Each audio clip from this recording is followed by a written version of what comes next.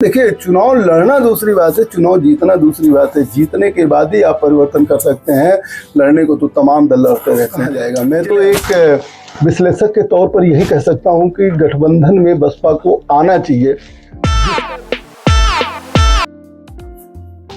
दोस्तों नमस्कार, MT talk show में आपका स्वागत है। जैसा कि आप जानते हैं कि उत्तर प्रदेश चुनाव में बहुत कम समय बचा हुआ है और सारी पार्टियां अपनी अपनी रणनीति बना रही हैं। भारतीय जनता पार्टी की सत्ता है और मुख्यमंत्री योगी आदित्यनाथ जी सिंगापुर जापान के दौरे पर हैं। बहुत उम्मीद है, निवेश मंत्री भी उनके साथ हैं। बहुत उम्मीद है कि जो उत्तर प्रदेश को एक बड़ा निवेश लेकर के जापान और सिंगापुर से मुख्यमंत्री जी आएंगे। इधर दूसरी तरफ समाजवादी पार्टी और बहुजन समाज पार्टी अपनी अपनी रणनीतियों में जुट गए हैं। जैसा कि बहुजन समाज पार्टी के बारे में मीडिया कम दिखाती है और मीडिया कम उस पर चर्चा करती है, लेकिन मैं बहुजन समाज पार्टी के बारे में चर्चा करना चाहता हूं। इसके तहत आप सभी लोग जानते हैं कि बहुजन समाज पार्टी एक राष्ट्रीय पार्टी है और उत्तर प्रदेश में एक बहुत ही मजबूत पार्टी है। हालांकि बहुजन समाज पार्टी का 2012 के बाद वोट बैंक कम होता गया और उससे तमाम नेता उसका साथ छोड़ते गए। मायावती ने लखनऊ में एक जो है मीटिंग किया था जिसमें देश भर के नेता आए थे, प्रदेश भर के नेता आए थे और उसमें उन्होंने जो है बहुत जबरदस्त अपील किया, एक तरह से भावनात्मक अपील किया। मायावती ने एक ही संदेश में कई लोगों को संदेश दे दिया। उन्होंने सबसे पहले तो ये कहा कि बहुजन समाज पार्टी से तमाम लोग नेता बने, बहुजन समाज पार्टी के तमाम लोग पहले जो है वहाँ से मंत्री बने, सांसद बने, विधायक बने और उन्होंने जो है बहुजन समाज पार्टी को छोड़ दिया। मायावती ने जो है अपने समाज से, अपने पार्टी के वर्करों से ये बात कही और सवाल किया कि जो व्यक्ति जो है बहुजन समाज का नहीं हुआ या बहुजन समाज पार्टी का नहीं हुआ, जो है जिससे जो है आगे बढ़ा, वो जो है किसी का नहीं हो सकता। यहाँ तक कि मायावती ने ऐसे लोगों से भी सावधान किया कि जो बहुजन समाज पार्टी को छोड़कर या बहुजन समाज पार्टी से नाता छोड़कर दूसरी पार्टियों में गए हैं या दूसरी पार्टियों ने उनको परसरे दिया है, ऐसी पार्टियों से भी सावधान रहने की जरूरत है। आप सभी लोग जानते हैं कि बहुजन समाज पार्टी के बड़े नेता लालजी वर्मा हों, रामचंद्र राजभर हों या फिर जो है आर.के. चौधरी हों, इंजीत सरोज हों, इन लोगों ने समाजवादी पार्टी का दामन थामा और मायावती ने एक तरह से इनडायरेक्टली जो है अपने कार्यकर्ताओं को जो है ये बताया कि समाजवादी पार्टी से भी जो है सतर्क रहने की जरूरत है। यही नहीं, भारतीय जनता पार्टी में भी तमाम नेता गए। ब्रजेश पाठक बहुजन समाज पार्टी के कभी सांसद हुआ करते थे, आज की तारीख में वे उप मुख्यमंत्री भी हैं। नंदगोपाल गुप्ता जो है कभी बहुजन समाज पार्टी के नेता हुआ करते थे, मंत्री हुआ करते थे, पहली सरकार में मंत्री थे, वो भी आज भारतीय जनता पार्टी में निवेश मंत्री हैं और योगी जी के साथ जापान दौरे पर है। कुल मिला के भारतीय जनता पार्टी से भी सावधान रहने के लिए मायावती ने कहा। अब बहन जी ने ये बातें सब इसलिए कही कि जब बहुजन समाज पार्टी की सरकार 2007 से 2012 तक रही, उसके बाद जब लगा कि बहुजन समाज पार्टी ने इतना अच्छा काम किया है, इतने स्कूल बनवाए हैं, इतने जिले बनवाए, इतने तहसील बनवाए और कानून व्यवस्था पूरी तरीके से दुरुस्त रही, अब तो बहुजन समाज पार्टी को हराना ही उत्तर प्रदेश से बहुत मुश्किल हो जाएगा और पूरे देश में जो है बहुजन समाज पार्टी की सत्ता आ सकती है और मायावती प्रधानमंत्री बन सकती है। तभी से साजिश का दौर शुरू हुआ और तमाम ऐसे नेताओं की पार्टियां बन गईं। चाहे आप ओपी राजभर की पार्टी ले लीजिए, चाहे आप और भी छोटी छोटी तमाम ऐसी पार्टियां बन गई जो कभी बहुजन समाज पार्टी के नेता रहे। यहाँ तक कि सोनीलाल पटेल जी भी कभी बहुजन समाज पार्टी के नेता रहे और आज जो है उनकी विरासत संभालने वाले अनुप्रिया पटेल हों या डॉक्टर पल्लवी पटेल हों, इन लोगों की अलग अलग पार्टियां बन चुकी हैं। ये बहुजन समाज पार्टी का एक मतलब अनुमान है और सही भी है कि बहुजन समाज पार्टी के खिलाफ षड्यंत्र करके ही इन लोगों को जो है अलग पार्टी बनवा दी गई और जो है ताकि बहुजन समाज पार्टी कमजोर हो। आज की तारीख में आप देखिए कि बहुजन समाज पार्टी के साथ पिछड़ा वर्ग का कोई जो है बहुत बड़ा नेता नहीं है। हालांकि विश्वनाथ पाल को उन्होंने जो है अपना प्रदेश अध्यक्ष बनाया है, लेकिन एक जमाना था जब पाल समाज या निषाद समाज, राजभर समाज या कह लीजिए कि पटेल समाज यानी गैर यादव पिछड़ा जो है पूरी तरीके से बहुजन समाज पार्टी के साथ था। अल्पसंख्यक समाज भी बड़ी संख्या में बहुजन समाज पार्टी के साथ था, जिसका यह नतीजा था कि 2007 में बहुजन समाज पार्टी अकेले दम पर जो है उत्तर प्रदेश में पूर्ण बहुमत से सरकार बनी। लेकिन 2012 का चुनाव आने के पहले कुछ ऐसी परिस्थितियां घटी। पहली बात, बहुजन समाज पार्टी को कुछ अधिकारियों ने गुमराह किया, या कह लीजिए कि मायावती को कुछ अधिकारियों ने गुमराह किया और जो है गलत रिपोर्ट उनके विधायकों और मंत्रियों के प्रति गई। 80 से ज़्यादा विधायकों या मंत्रियों का जो है पूरे कुल मिला के टिकट जो है बसपा ने 2012 में काट दिया, जिसका नतीजा ये रहा कि समाजवादी पार्टी की सरकार बन गई। और समाजवादी पार्टी की सरकार 2012 में बनी, तब भी बहुजन समाज पार्टी के लगभग 80 विधायक हुए थे। लेकिन सबसे ज्यादा स्थिति खराब हुई 2014 लोकसभा चुनाव में, जब बहुजन समाज पार्टी का खाता नहीं खुला और बहुजन समाज पार्टी को लोकसभा में 0 सीटें मिली। लेकिन विधानसभा में सीटें होने की वजह से राज्यसभा में जो है कुछ लोग चले गए। 2017 में स्थिति सही नहीं रही और कारण यही था, तब तक तमाम पार्टियां बन चुकी थीं और भारतीय जनता पार्टी जो है वो उन तमाम पार्टियों से अपना गठबंधन कर चुकी थी। तमाम बड़े बड़े नेता जो पिछड़ा वर्ग से संबंध रखते थे, यहाँ तक कि जो अनुसूचित जाति अनुसूचित जनजाति से भी संपर्क रखते थे, उन्होंने भी जो है बहुजन समाज पार्टी का साथ अपने स्वार्थ में छोड़ दिया। ऐसा कहा भी नहीं जा सकता कि सभी लोगों ने बहुजन समाज पार्टी का साथ छोड़ा। कुछ लोगों को तो षड्यंत्र के तहत जो है बहुजन समाज पार्टी से निकलवा भी दिया गया और षड्यंत्र करने वाले कहीं बाहर से लोग नहीं आए थे, बहुजन समाज पार्टी के ही तमाम ऐसे पदाधिकारी थे। उनको लगता था कि अब बहुजन समाज पार्टी इतनी मजबूत है, कभी जो है कमजोर नहीं होगी और वो अपना पद पाने के लिए, पद को बरकरार रखने के लिए अपने ही नेताओं के खिलाफ षड्यंत्र करने लगे। और उस षड्यंत्र को जो है शायद बसपा भांप नहीं पाई और तमाम ऐसे नेताओं को एक लाइन का लेटर जारी करके अनुशासनहीनता के आरोप में निकाल दिया जाने लगा। निकाल देने से एक चीज हुआ कि बहुजन समाज पार्टी ज्यादा कमजोर हो गई। 2017 का प्रदर्शन आप देख लीजिए, मात्र जो है 19 विधायक हुए। 2019 में बसपा ने एक समझदारी का काम किया था, समाजवादी पार्टी से जो है गठबंधन कर लिया था। लोकसभा में बहुजन समाज पार्टी को 10 सीटें मिली, जहां 14 में 0 मिली थी, वहां 19 में 2 सीटें मिली। लेकिन 2019 लोकसभा के तुरंत बाद समाजवादी पार्टी से गठबंधन टूटना, ये बहुजन समाज पार्टी की राजनीति के लिए बहुत ही खराब हुआ। हालांकि मायावती का ये कहना था कि समाजवादी पार्टी का वोट पूरा नहीं ट्रांसफर हो पाता है, हमारा वोट पूरा ट्रांसफर हो गया। अब ये सहज बातें तो बहन जी ने कह दिया, लेकिन इसके पीछे की राजनीति दूसरी है। ऐसा दिख नहीं रहा था। अगर समाजवादी पार्टी का वोट ट्रांसफर नहीं हुआ होता तो 10 सीटें लोकसभा में कैसे आती। 2024 में देख लीजिए, अकेले बसपा चुनाव लड़ी, एक भी जगह जो है बहुजन समाज पार्टी का जो है प्रत्याशी लोकसभा चुनाव नहीं जीत पाया।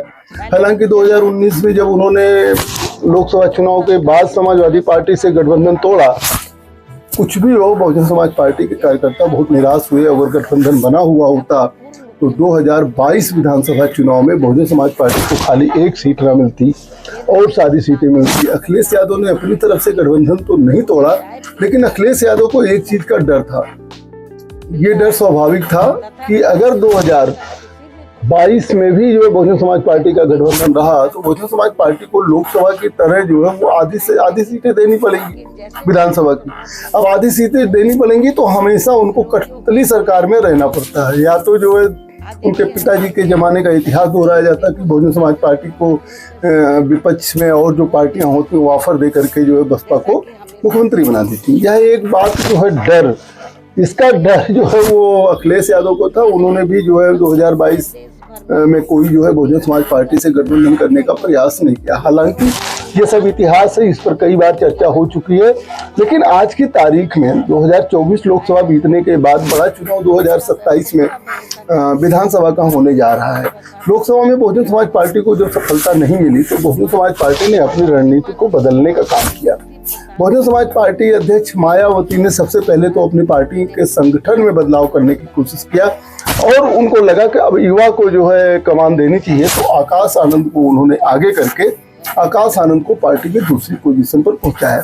उसके पहले आकाश आनंद के साथ भी तमाम बार आप देखें जो भी साजिशें होती रही, उसको जो है मेंटेन करने के लिए, उसमें क्या कहते हैं कि डिग्निटी भरने के लिए उन्होंने कई बार आकाश आनंद को बाहर किया, तो पद से हटाया और तमाम बातें किया। यहाँ तक कि उनके ससुर अशोक सिद्धार्थ जो है बसपा के कभी बड़े नेता माने जाते थे, उनको भी पार्टी से निकाल दिया था। हालांकि बहुत पहले 2027 चुनाव के बहुत पहले मायावती ने सारे कील कांटे दुरुस्त करके जो है इन लोगों को अपने अपने स्थान पर पुनः स्थापित किया, जिसमें दूसरे नंबर पर आकाश आनंद बहुजन समाज पार्टी में आज की तारीख में जाने जाते हैं, और जो है अशोक सिद्धार्थ को भी कई राज्यों के प्रभारी बहन जी ने बना दिया।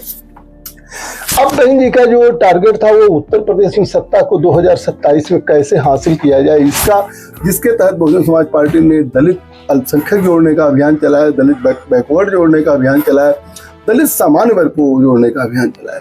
यहाँ तक कि यूजीसी विवाद और शंकराचार्य अभिमुक्तेश्वरानंद के विवाद में भी जो है भारतीय जनता पार्टी को पीछे ढकेला, जिसका लाभ जो है सीधा सीधा बहुजन समाज पार्टी को मिलता हुआ दिखा। आज सोशल मीडिया पर आप बहुत अच्छी तरीके से देख सकते हैं कि तमाम ऐसे जो है सामान्य वर्ग के लोग बहुजन समाज पार्टी के पक्ष में जो वकालत करते हुए दिखाई देते हैं कि इसका नुकसान भारतीय जनता पार्टी को हो सकता है। हालांकि बहुजन समाज पार्टी की यही रणनीति है कि अच्छे खासी संख्या में बैकवर्ड समाज उसके साथ आए, अच्छी खासी संख्या में अल्पसंख्यक समाज उसके साथ आए, और अच्छी खासी संख्या में सामान्य वर्ग अगर जो है बहुजन समाज पार्टी के साथ आते हैं तो 2027 में बहुजन समाज पार्टी की सरकार बनेगी। बहुजन समाज पार्टी अध्यक्ष मायावती बार बार ये कहती हैं कि हम 2027 में सरकार बनाएंगे। हालांकि यह कार्यकर्ताओं में उत्साह भरने के लिए बातें हो सकती है, क्योंकि कोई भी चुनाव हो उसमें बहुजन समाज पार्टी ये नहीं कहती है कि वो सत्ता में नहीं आएगी, चाहे वो 2012 का ही विधानसभा चुनाव रहा हो, चाहे 2017 का विधानसभा चुनाव रहा हो, या फिर 2022 का चुनाव रहा हो। हमेशा बहुजन समाज पार्टी के इंचार्ज कार्यकर्ता ये सारी चीजें कहते हैं कि बहुजन समाज पार्टी सत्ता में आएगी, वो बहन जी ने कह दिया है तो वही होना है। लेकिन एक सामान्य कार्यकर्ता एक चीज सोचता है कि बहुजन समाज पार्टी सत्ता में कैसे आएगी, क्योंकि घर घर जाके बैकवर्ड को जोड़ना, घर घर जाके जो है वो समान वर्ग को जोड़ना है। अब जो दलित समाज के लोग जो है बसपा से चले गए, उनको घर घर जाकर जोड़ना बड़ा टफ काम है। इसके लिए सत्ता में आने के लिए एक पहले शुरुआत में माहौल होना चाहिए। वो माहौल भारतीय जनता पार्टी ने तमाम दलों के साथ गठबंधन करके बना लिया है। समाजवादी पार्टी ने तमाम दलों के साथ गठबंधन करके बना लिया है। बहुजन समाज पार्टी बार बार ऐलान करती है कि वो गठबंधन नहीं करेगी। कहीं से जो है अगर सिगुफा छूटता है कि कांग्रेस बसपा से गठबंधन करना चाहती है, AIMIM जो है बसपा से गठबंधन करना चाहती है, तो तुरंत बहुजन समाज पार्टी जो है वो प्रेस कॉन्फ्रेंस करके या जो है मीडिया के माध्यम से इस बात को क्लियर करती है कि कोई गठबंधन नहीं होगा और बहुजन समाज पार्टी अकेले चुनाव लड़ेगी। हालांकि बहुजन समाज पार्टी का ये तर्क है कि बसपा का वोट ट्रांसफर तो हो जाता है, लेकिन और लोगों का वोट ट्रांसफर नहीं होता है। ये तर्क मान लिया मैं कि सही भी होगा, लेकिन बसपा के कार्यकर्ता ये चाहते हैं कि अगर कोई गठबंधन का जो है नेतृत्व मायावती करती हैं, सपोज करिए कि 403 विधानसभा सीट है उत्तर प्रदेश में, जिसमें 300 सीटें अगर जो है बहुजन समाज पार्टी लड़ती है, 100 सीटों पर अपने गठबंधन के लोगों को टिकट दे देती है, तो भी बहुजन समाज पार्टी का स्ट्राइक रेट अगर 70% हो तो जो है 210 सीटें, 300 सीट का मतलब हो गया 210 सीटें जो है बहुजन समाज पार्टी जीत सकती है। लेकिन बहुजन समाज पार्टी कभी जो है गठबंधन ना करने का ऐलान करके जो है अपने कार्यकर्ताओं को भी निराश कर देती है, और अपनी राजनीति जो 2027 में उसको सत्ता पानी है उस पर भी थोड़ा मोड़ा विराम लग जाता है। मैंने एक विश्लेषण में यह भी बताया था कि बहुजन समाज पार्टी की नज़र 2029 लोकसभा चुनाव में, उसको पता है कि तमाम ऐसे सामाजिक समीकरण हैं जो समाजवादी पार्टी गठबंधन मजबूत तो भले दिख रही है, तमाम ऐसे सामाजिक समीकरणों में सपा को वोट जो है वो कम पड़ता है। अब समाजवादी पार्टी 2024 में सोशल इंजीनियरिंग कर चुकी है, 2027 में भी समाजवादी पार्टी बड़े पैमाने पर सोशल इंजीनियरिंग करेगी और ऐसे वर्ग और ऐसे समाज के लोगों को टिकट देगी जो समाज के लोग पहले भारतीय जनता पार्टी में वोट देते थे, और उनका वोट लाने का पूरा प्लान जो है समाजवादी पार्टी ने बना के रखा है। ऐसी कंडीशन में 2027 का रिजल्ट कई लोगों के लिए जो है वो बड़ा ही कह लीजिए कि सर्वाइवल का जो है माहौल बन जाएगा। अगर 2027 में अखिलेश यादव की सरकार नहीं बन पाई उत्तर प्रदेश में, तो आप यकीन मानिए कि अल्पसंख्यक समाज उनके साथ कब तक रहेगा। 2012 में भी था, 2017 में भी था, 2019 में भी था, 2024 में भी था, और जो है 2022 में भी, 2027 में भी रहेगा। कब तक रहेगा? तो 2029 में जैसे ही अल्पसंख्यक समाज वो जो है क्या कहते हैं कि मायावती की तरफ या कांग्रेस की तरफ मूव करेगा, ऐसी स्थिति में बहुजन समाज पार्टी मजबूत हो सकती है। लेकिन आज की तारीख में बसपा ने ये इमोशनल अपील तो किया कि जो बसपा का नहीं हुआ वो किसी से नहीं होगा। जो लोगों ने बसपा के ऐसे नेताओं को पसरे दिया है, ऐसी पार्टियों से आपको सावधान रहने की जरूरत है। लेकिन क्या रूपरेखा होगी 2027 विधानसभा चुनाव के दौरान कि बहुजन समाज पार्टी अपनी सरकार बना ले। हालांकि अभी इसमें बहुत समय है, कुछ कहा नहीं जा सकता है।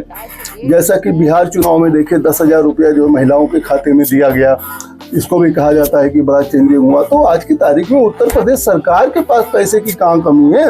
उत्तर प्रदेश सरकार भी ऐसी योजना बनाने जा रही है, मेरे सूत्रों ने बताया, कि जो है महिलाओं के खाते में जो है मंथली पैसे आएंगे। अगर महिलाओं के खाते में मंथली पैसे आएंगे तो फिर राजनीति पूरी बदल जाएगी। तब बसपा कहाँ जो है अपने को स्ट्रेंथ कर पाएगी। आज मैं आपको बताऊं कि बसपा के कई नेताओं के सोशल मीडिया हैंडल पर आप जाइए, जब बसपा अध्यक्ष ने ऐलान किया कि जो है अकेले चुनाव लड़ेंगे, तो उनको निराशा उन्होंने लिखा कि बसपा को और बहन जी को, दोनों लोगों को सोचना चाहिए कि आज के दौर में गठबंधन की राजनीति है। हम अकेले लड़के जो है चुनाव लड़के नहीं हम जो है सत्ता में हासिल कर सकते हैं। तो इसके लिए गठबंधन का रास्ता तलाशना चाहिए। गठबंधन पर आप ठीक है किसी पार्टी से न करिए, तो कम से कम इस बात को बार बार बोलने का कोई मतलब नहीं रह जाता है। इस बात को बार बार बोलने से जो बहुजन समाज पार्टी का वोटर है वो भी चिटक कर दूसरी पार्टियों में जो आने का जो है रास्ता खोजने लगता है। अब आपको हम बता दें कि 2017 विधानसभा चुनाव आप देखिए, 2017 विधानसभा चुनाव में तमाम जगह जो है बहुजन समाज पार्टी के प्रत्याशी दूसरे नंबर पर थे। अब आप आ जाइए 2022 में। 2022 विधानसभा चुनाव में अगर आप देखेंगे तो बहुजन समाज पार्टी के प्रत्याशी तीसरे नंबर पर चले गए और बहुजन समाज पार्टी का जो वोट घटा वो सीधे उसका बेनिफिट जो है वो भारतीय जनता पार्टी और समाजवादी पार्टी को हुआ। मैं कुछ विधानसभाओं का नाम ले लूं, जैसे कि एक कौशाम्बी जिले की चायल विधानसभा है, वहां जहां 2017 में 40,000 वोट से भाजपा का प्रत्याशी जीता था, 2022 में वो 13,000 वोट से हार गया, यानी कि 54,000 वोट लगभग कम हो गया। इसी तरीके से प्रयागराज की सोराव विधानसभा ले लीजिए, जहां बहुजन समाज पार्टी जो है दूसरे नंबर पर थी, गीता पासी तब उस समय उम्मीदवार थी, वो 2022 में समाजवादी पार्टी की उम्मीदवार हुई और बहुजन समाज पार्टी जहां 60,000 वोट पाई थी वहां वो 29,000 वोट पाई, 38,000 वोट का फर्क हो गया। ये तो मैंने 2 विधानसभा का उदाहरण दिया है। अगर आप अपने आसपास देखेंगे तो ऐसे बहुत से विधानसभा मिलेंगे कि जहां जो वोट बहुजन समाज पार्टी का कम हुआ वो बसपा या जो है सपा की तरफ गया। अब आप बताइए, ऐसी कंडीशन में आज की तारीख में 9-9.5% वोट जो है वो बहुजन समाज पार्टी के साथ है। अगर गठबंधन की राजनीति नहीं होती तो कहाँ जाएगा। मैं तो एक विश्लेषक के तौर पर यही कह सकता हूँ कि गठबंधन में बसपा को आना चाहिए, जिसका जो है इंतजार बसपा के कार्यकर्ता भी कर रहे हैं। बहन जी के दबाव में या कह लीजिए कि बहन जी के प्रभाव में या बहन जी की वजह से कोई कार्यकर्ता, कोई जो है पदाधिकारी या नहीं बोलता है कि गठबंधन होना चाहिए, लेकिन अंदर से उसका भी मन रहता है कि काश गठबंधन हो जाता तो 2027 हमारे लिए थोड़ा मोड़ा जो है आसान हो जाता।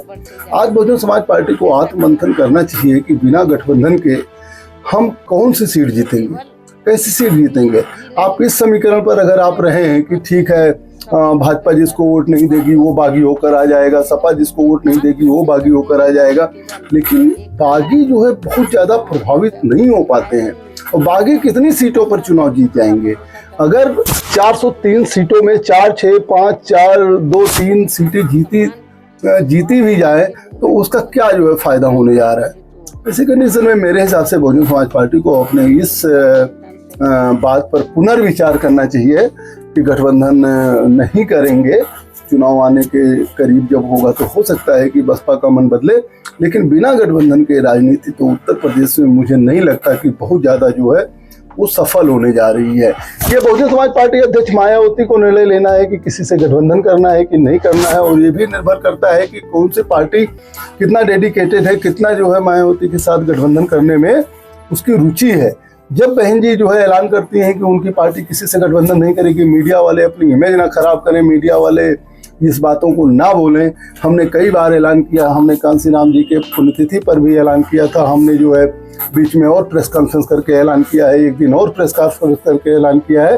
तो बार बार जब प्रेस कॉन्फ्रेंस करके यह बातें कही जा रही हैं कि गठबंधन नहीं करना है, तो क्यों जो है लोग ऐसे बातें कर रहे हैं।